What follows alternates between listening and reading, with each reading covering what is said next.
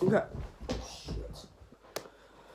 Hi there, welcome to my new channel. We're gonna ignore my hair. It looks a bit of a mess because my edge control is kind of messing up and I forgot to buy edge control. That's what I forgot to buy today. Right, so today I'm going to talk more about my issues. Right, so I'm currently reading this book called The Healed Empath. I'm doing that while also eating some noodles and a poached egg. So I'm starting to read this book called The Healed Empath, and I think it's an amazing book. It genuinely is an amazing book. I think for people who are trying to understand themselves, I think it's a great book. Absolutely. And in the part of the book I'm in, I just finished chapter 2 because I'm going chapter by chapter because I don't have enough of an attention span to... My attention span is too low for me to read a whole book in one day. I can do it, but my attention span is way too low for that. So we're just going chapter by chapter. The chapter I'm in is chapter 2, and it talks about the struggles of an empath. And the one key thing in here that I related to the most in this book was when it talked about the need to be a fixer. I read a quote recently, and it was, "Stop dating people's potential." It said that sometimes you're not actually into a person, or you don't actually date the person for who they are. You date a person of what you think they could be. So for me, I have a tendency, and even in my friendships as well, I become friends with people who I see potential in. I become friends with people who I'm like, oh my God, you can do so much. Or I develop romantic interests in people who I'm like, I see so much potential in you. You know what I mean? In the book, I think she talks about, I'm trying to find the page in the chapter, and I can't remember if it was the book or the Instagram reel I watched, but it was, you see so much potential in yourself, and you have such high expectations in yourself, and you get so overwhelmed with it that you think to yourself, I can't fix or I can't reach my own potential, so let me try and help someone else do that. And that's when it comes back to the whole term of the fixer.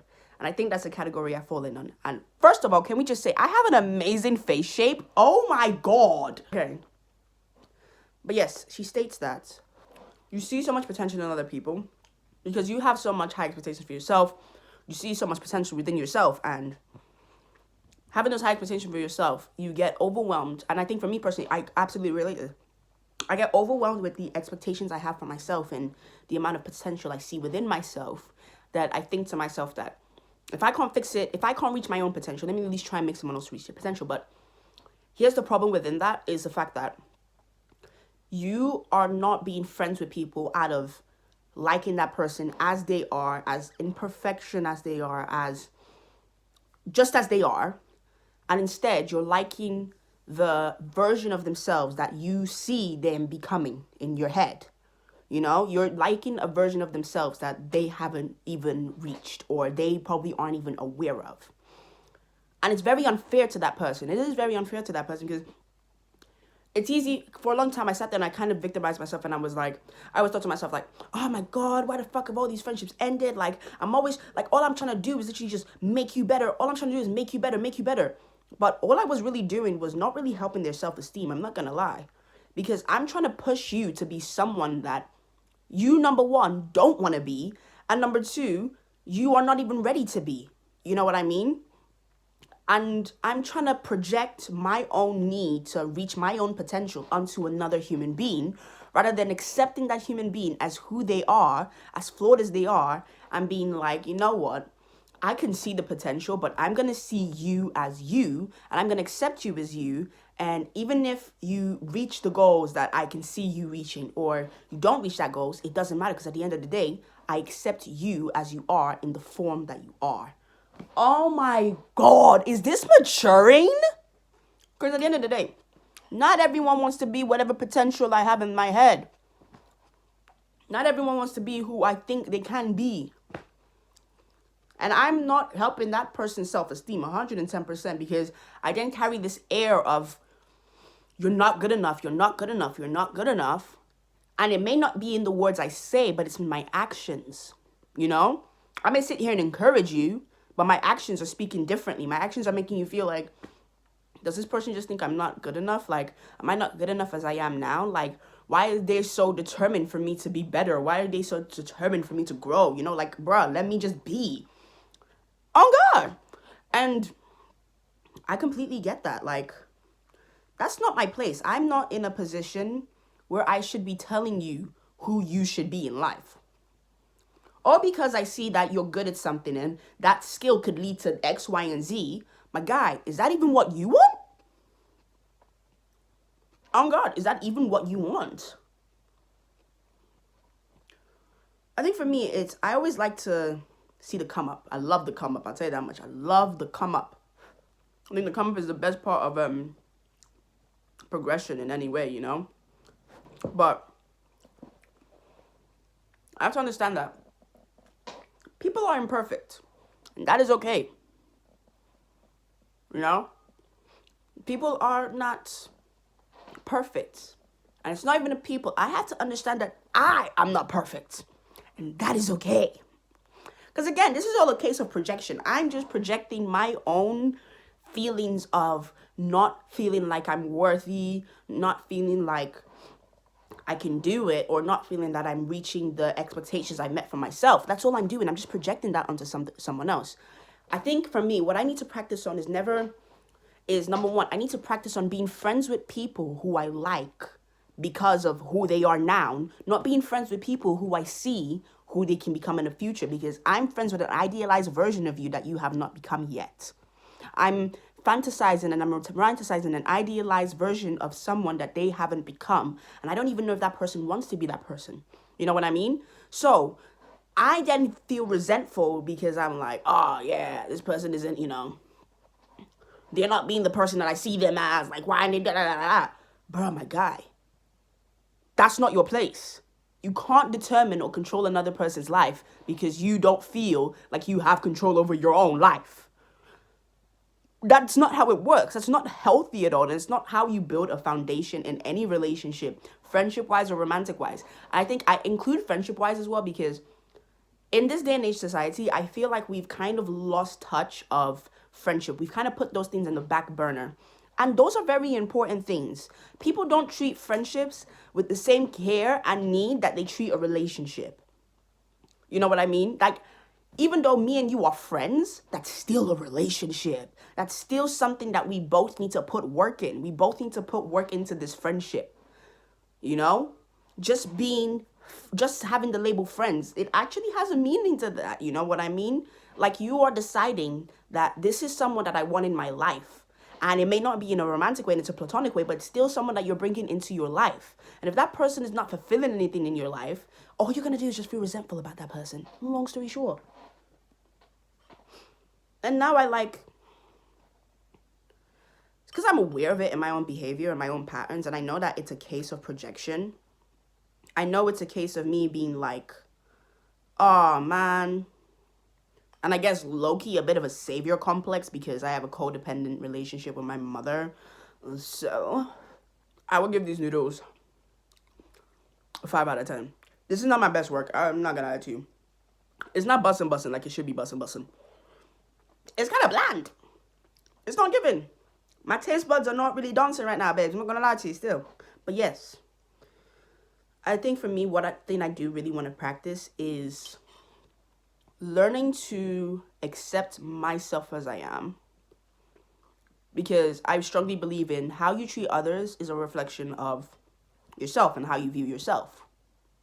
And I want to learn how to accept myself as I am and still have the ambition, still have the expectations I have for myself, but not get too caught up in trying to reach it so much, Like, I'm still going to try and reach my expectation, but I have to realize that the whole saying of aim for the stars and land on the moon, Whichever way, however I progress, it's still a progress. And it doesn't take away from the fact that, I'm an imperfect human being. I really am. I like to portray myself as this idea of perfection, and I think it comes from, growing up in an African household and always being told that I have to work 10 times harder to get twice as what white people have. And it's fact, so unfortunately, it's the reality of the life, of day-to-day life, you do. But I think when you're growing up in that whole sense of, you have to be perfect. You have to be perfect. And on top of that, I grew up in a narcissistic household. So I had to be perfect.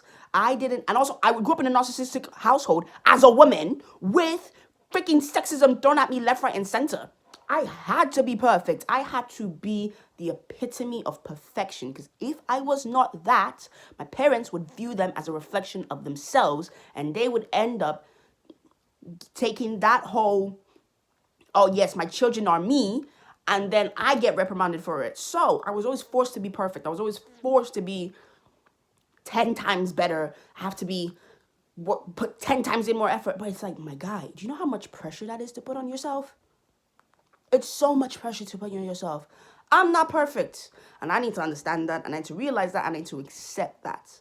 I need to accept who I am now. And rather than only accepting the idealized version of myself that I have in my head, you know, and it's not, again, this is not me saying don't chase your dreams, don't chase your potential. Absolutely do it, because it's the reason it's called potential, because it's something you can reach. It's something that is accessible to you if you put in the work. But however, don't get caught up in the idea that I am my potential and that's all I am. Don't get caught up in the expectations you have placed upon yourself or what other people have placed upon you. I hate this. I think this is what maturing is. It's kind of like boring, not gonna lie. It's not that fun. Because like, I'm starting to see people as they are. I'm not liking what I'm seeing, I'm gonna be honest with you. A lot of y'all are ass. I need to stop getting so caught up in the what ifs and the... Like, bro, I sometimes forget. I'm only 20 years old. I'm not that old. Like my guy, a couple months ago, I was just 19. I'm only 20 years old. I'm trying to reach my potential in the span of like a year, 2 years. Like, my guy, I'm still young. I still have so much more life ahead of me. I forget that sometimes. Whenever I put this little clipping in, I feel cute. I feel a little bit like a black Ariana Grande. This is what Ariana Grande wished she looked like. Are we twins? Yeah. I think I want to start, because again, I truly do believe, like, change does not start with, I said in my last video, change doesn't start with the masses, it starts from within. So, I need to start seeing and accepting myself as I am, as imperfect as I am, while still trying to chase my dreams, and while still trying to chase my ambitions, and while still trying to reach the potential and the expectation I've set for myself. Because I don't think I should drop that, because if I have low expectations for myself, I'm never going to amount to as much as I can be. You know what I mean? Like, if I shoot for the moon and I end up on the clouds, my guy, I'm still very high. But you know what I mean? Like, I've still gone very, very far, you know? And sometimes it's not always the moon we're supposed to land on, my guy. Like, bruh, embrace and kind of accept where you are and how far you've gotten, you know? I think this is for people who are, I think especially for people who are high achievers, who are the gifted kids, you know, who are always been told that you're the smart kid, you're smart, you're smart, you're smart, you have a lot of potential, you have a lot of potential, you have a lot of potential. You know, sometimes that whole quote and that saying, and like when people say that to you, it puts so much pressure, because there's so much expectations for you to achieve this thing. And you feel like you're kind of just carrying the weight of everyone's expectations, and you feel like it's your own, you know? I want to release that baggage. I want to set expectations for myself that I genuinely want, but I also don't want to look at myself as a failure because I haven't reached the place that I want to, you know? And for me, my friendships, of course they're going to end, because, again, I sit there, and even though my words will be encouraging and I'll be telling you that, oh, you can do so much better, you can do so much better. My guy, that's a lot of pressure to put on someone. It takes time. It takes time, and that person has to realize that for themselves. All I can do as your friend is encourage you and motivate you and try in some way add to your life. But I can't force you to be someone that you're not ready to be. Right. So, this is the book I'm reading that told me all of this. This is only chapter 2 as well, bear in mind. I think everyone should buy this book, definitely. And I think if you are someone who identifies with the term empath, and I know,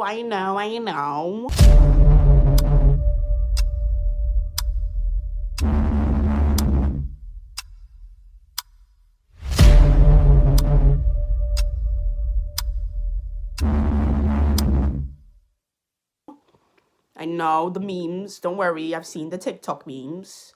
But, you know, it's a great book. It really is a great book. And if you're someone who's like me, who's really into self-discovery and really into the whole motivational speak and bettering yourself and finding yourself and spirituality and all of that kind of things, I think definitely do read this book. Especially if you're someone who's heavily traumatized and highly sensitive. Highly sensitive, read the book. So yeah, this is kind of where I am right now. And this is not necessarily where I am because it didn't just come like that. Like, bro, I only realized this shit yesterday and now it's realizing it and not putting it into application. You can read, like I said, knowledge is power, but without the understanding, knowledge is worthless. I now have to take this knowledge and put it in application in the kind of people I want to surround myself with. So, if you made it this far, I appreciate you. Thank you very much for watching. And if you're someone I know who did watch this, just want to talk about it, innit? Simple as vibes. Goodbye.